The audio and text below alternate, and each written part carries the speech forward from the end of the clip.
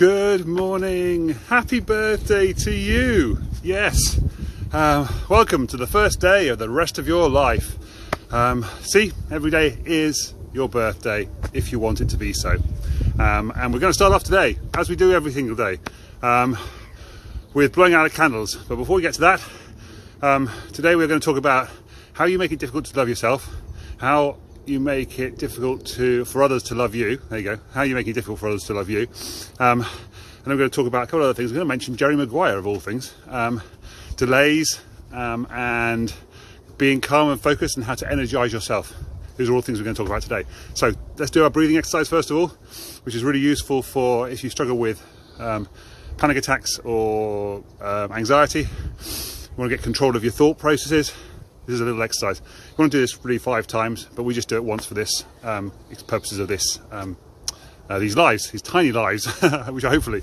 Good morning, viewer. By the way, we're going to do the breathing exercise. We're going to breathe in through your nose for 5, hold it for 5, and then blow out all the candles on our cake whilst making a wish and remembering all the happy birthdays we've had in the past. So breathe in through your nose. Sorry, let's try again. Hold it for 5. Then blow out all the candles on the cake. Make a wish while you're doing that. Remember all your best birthdays. Do that 5 times. Get all the blood flowing in your body. Get the blood into your brain so you can think more clearly. By the way, as you can see, I'm recording this. Well, we may not see this unless you are watching live. There was a live viewer there. 8:15 this morning. So taking control. Oh, we're all going to talk about blame, excuses, denial, shame and accountability and all that kind of fun stuff that we've talked about 2 or 3 times before. So hopefully we can cram all that into about 10 minutes. Sometimes I go a little bit over these days, but it's only LinkedIn that restricts me to 10 minutes, and I'm not really posting on LinkedIn at the moment, so yay. Before we get going though on the real details, it's happy birthday days. Because there are some people whose real happy birthday it was today, yesterday and Wednesday, because I haven't been here for a couple of days, in case you hadn't noticed.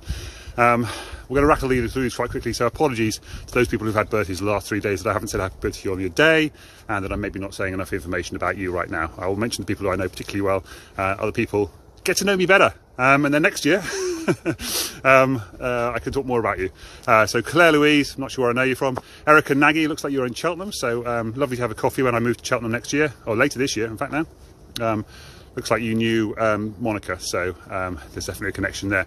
Dan Holloway, can't remember if you were the guy that did the Rubiks Cube with me, Dan. Was that you? If it was, happy birthday, hope you're getting on with the Rubiks Cube. I've got a new course, by the way. If it is you, drop me a message and I will send you the new course. How to solve the Rubiks Cube without learning how. You just might be interested in playing around with it and watching how I do it. Could be kind of fun. Anybody else wants that, let me know. Drop me a message. How to solve the Rubiks Cube without learning how to do it, step by step. Like do your own adventure thing. It's really simple. I'll take you through literally turn this one, then turn this one, then turn this one. The whole thing solved. Less than an hour, probably the first time you've done it if you've never tried to solve a Rubik's Cube before. About 15 minutes comfortably if you've done it before and you know what you're doing. So yeah, cool.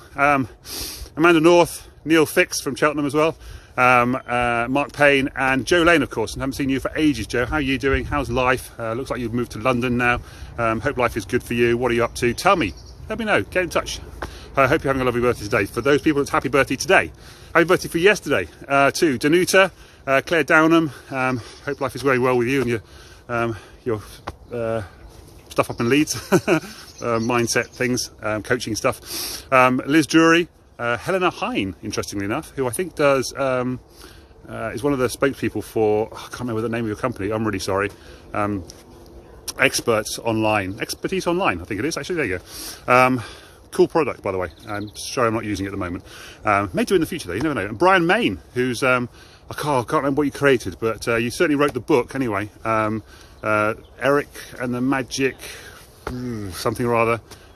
I'll link it below though. I'll link the book below. Really, really good book, especially for children, about mindset, mental health, all that kind of stuff I'm going to talk about a little bit today. Actually it's one of the inspirations for everything that I do right now, actually, Brian. So excellent book there. Thoroughly recommend it. I will put the link in description and in the comments as well. Sorry I can't remember the name of the book. Magic Dragon, there's a flying carpet on the front. Anyway, you'll see it later. So there's a happy birthday from yesterday. From Wednesday, Jacqui Jagger. Yep, happy birthday to you. Helen's friend, LinkedIn experty type person, copywriting, I think, marketing, definitely. Keisha and D, I'm not sure where I know you from. Donka Ivanova, who I met on the Camino a couple of years ago, who came to Cheltenham to learn English, or improve her English, I should say. She knows English, she's pretty good at English. So yeah, happy birthday to you, Donka. I actually had a conversation with Donka the other day as well.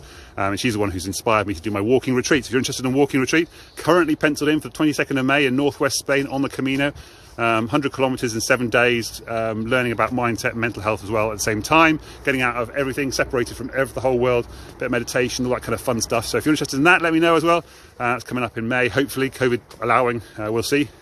Paul Duffield and Clare Butler, both utility warehouse people I know. Angus Young, not sure how I know you, Angus. Weirdly enough, I keep getting confused with another Angus I know.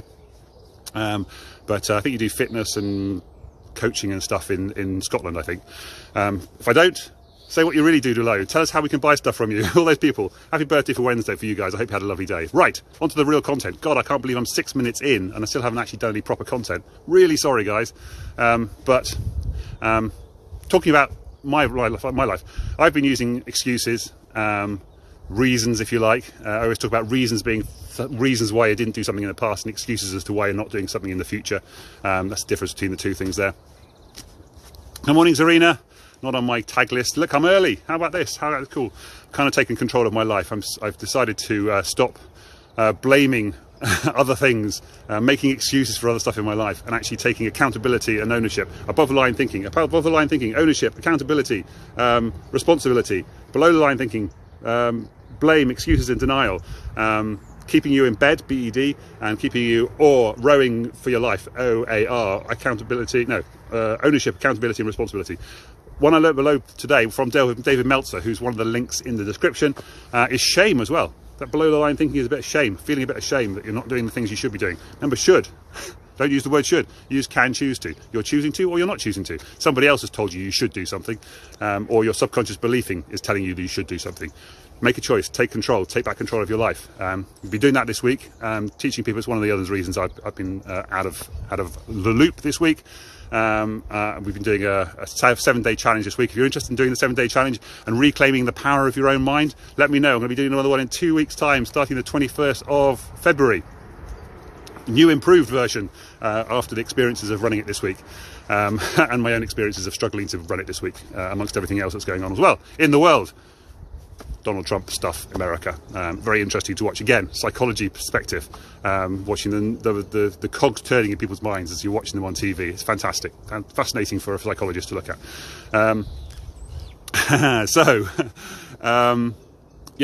How are you making it difficult to love yourself, and how are you making it difficult for love other people? This comes from the book Lovability, linked in the description, and this is a question you can ask in a couple situation. So one person in the couple asks the other person in the couple. So my girlfriend, so Serena, let's just assume that, let's role play for a second. Let's assume you and I are dating, which I would love to do, but that's a whole different thing. Sorry, my phone's just blown off. And we were struggling a little bit. And you said to me, John, how do you make it difficult for me to love you? And I say, in these certain circumstances, I do this, and then that makes it difficult for me for you to love me. That sort of thing. And then I would say the same thing to you, and I'd say, Serena, how do you make it difficult for me to love you? And then you'd say whatever it was that's holding you back in your life, and it's making it difficult for me to love you. And it gives us a way of opening up a conversation and taking a responsibility for your own actions and how you brought upon the situation in your own life. Sorry to role play with you, Serena, but you were watching, and you're a perfect example as well. Anyway, there you go. So, so that's the first part of that thing. Is just have a think about how you making it difficult for other people to love you. But then I thought about this a little bit further, especially listening to the other videos that I looked at today. And there we are, 10 minutes already, crikey. How do you make it difficult for you to love yourself? Now this comes into this blame, excuses and denial, and the OIR, the ownership, accountability and responsibility. Because if you're not doing the things, you're making promises to yourself. Morning Nick, by the way, how you doing? If you're not making promises to yourself and you're not sticking to them, you can start to blame yourself. You can start to shame yourself for not having taken those actions. And then you can start to hate yourself and therefore not love yourself. So therefore you're making it difficult for you to love yourself. Which all comes back to my main philosophy in life, which is understand your relationship with yourself, and you can improve your relationship with other people. So if you can start to love yourself, which is very much part of the book, if you start to love yourself and recognize how you can be loved and make yourself more lovable, then it's easier for you to love other people and accept other people's love into you as well, because you see yourself as lovable and you allow other people to love you. David Meltzer's video today was really cool. A couple of things in there, mostly business related, but you can always tie these things back to real life. He talks about gratitude in there, which is fantastic. It's what I teach. Be grateful for the things in your life. One of the things we talked about this week is in the course that I'm running this week. Is be grateful for everything. So when you're coming out of the shower in the morning and you're drying yourself off, if you have a shower in the morning, whatever, when you're drying your body and your towel is drying your wet body, every bit of your body that you dry, say thank you. Thank you for my eyes for seeing. Thank you for my ears for hearing. Thank you to my shoulders for carrying my head. Thank you for my chest for containing my heart and my lungs for breathing and pumping blood around my body. Thank you for my legs for supporting me, my feet for walking, for my hands for writing and operating my phone and my computer and all that kind of stuff. And thank you for my arms for lifting things and moving me around and picking up my children, hugging people, all these things. You just say thank you for all of these things. That comes from a Marie Kondo thing, who does the art of tidying up, and she actually says when you come into the house, or actually whenever you're doing anything, just thank the objects in your life. So when you come out to the house, for example, taking your shoes off, thank your shoes for keeping your feet safe while you've been out walking around. Take your coat off, say thank you for keeping me warm while I've been out, that type of stuff.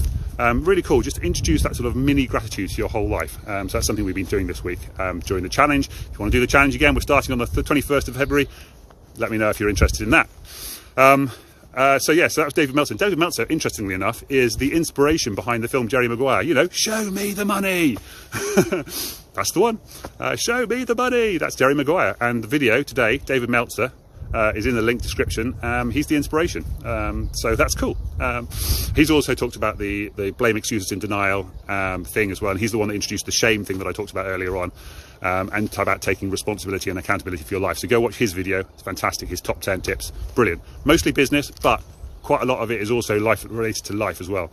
Then we go on to Lewis Howes, who talks about how the quarterback in American football, now they had the Super Bowl last Sunday.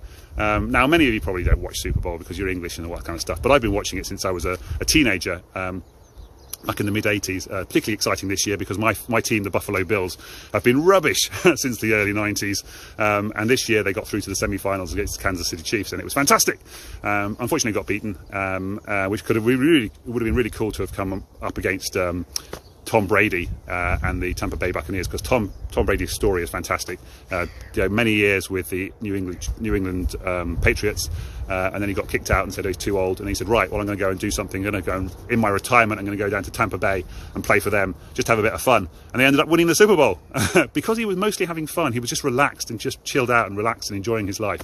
And here's the key thing: when you're watching the Super Bowl and you saw the two quarterbacks in action, you could see at the beginning, Patrick Mahomes, the quarterback for the Kansas City Chiefs, was quite calm and relaxed and chilled out.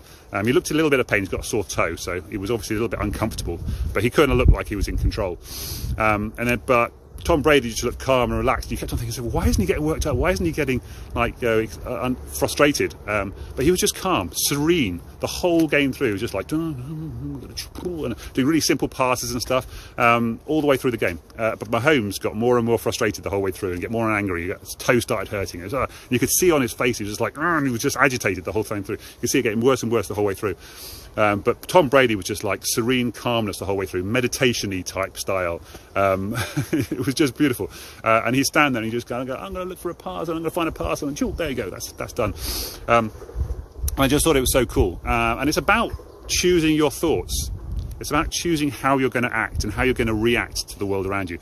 I've just realised I've run out of time. Yikes, come up to 15 minutes already, and I don't want to have video edit these for Instagram. I hate editing them for Instagram, so I've got about 15 minutes to wrap up, 15 seconds rather to wrap up. Happy birthday for everybody. Hope you have an amazing thing. Remember to choose your own energy. Hope this was useful, and take care of yourself. Send love out into the world.